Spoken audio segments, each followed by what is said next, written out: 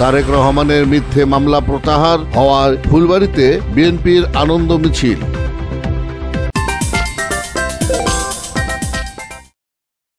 আসসালামু আলাইকুম। এমকে টেলিভিশনের নিয়মিত সংবাদে আপনাদের স্বাগত জানাচ্ছি আমি আশুরা খাতুন নদী। শুরুতেই শুনলেন সংবাদ শিরোনাম, এখন ডেস্ক থেকে বিস্তারিত।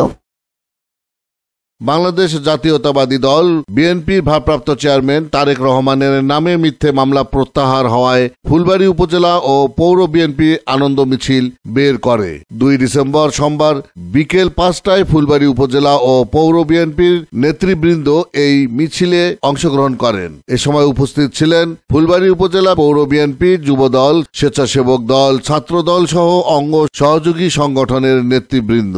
এছাড়াও মিছিলে উপস্থিত ছিলেন ফুলবাড়ী উপজেলা বিএনপি সাধারণ সম্পাদক মোস্তাক আহমেদ চৌধুরী খোকন, দিনাজপুর জেলা বিএনপির যুগ্ম সাধারণ সম্পাদক শাহজুল ইসলাম, ফুলবাড়ী পৌর যুব দলের আহ্বায়ক শফিকুল ইসলাম জুয়েল, সদস্য সচিব মানিক মণ্ডল, শিবনগর ইউনিয়নের চেয়ারম্যান বিএনপির নেতা সামেদুল ইসলাম, পৌর বিএনপির সাংগঠনিক সম্পাদক নুরুল্লাহ, যুগ্ম সাধারণ সম্পাদক শাহ মুর্তজা হক, আর্টিস্ট অস্টিন, উপজেলা স্বেচ্ছাসেবক দলের আহ্বায়ক নবাব আলী সরকার, সদস্য সচিব আনোয়ারুল হক, পৌর স্বেচ্ছাসেবক দলের আহ্বায়ক আতিয়া রহমান মিন্টু, সদস্য সচিব মোস্তাফিজা রহমান, যুগ্ম আহ্বায়ক মোস্তাক মোশাররফ হোসেন, ফুলবাড়ী উপজেলা যুব দলের যুগ্ম আহ্বায়ক আব্দুর রহমান, যুগ্ম আহ্বায়ক সাইদুর রহমান সাজু, সাবেক ছাত্রনেতা বেলাল উদ্দিন ডেভিড, শিবনগর ইউনিয়ন যুবদলের সাবেক সভাপতি মাসুদ রানা সহ আরো অনেকে। আনন্দ মিছিল শেষে ফুলবাড়ী উপজেলা ও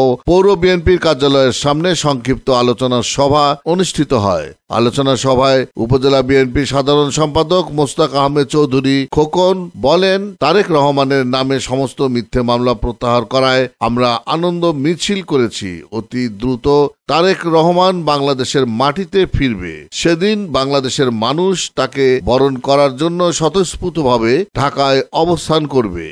Iftekhar, news desk, MK television. শেষ করছি এমকে টেলিভিশনের নিয়মিত সংবাদ। এতক্ষণ সাথে থাকার জন্য সবাইকে অসংখ্য ধন্যবাদ।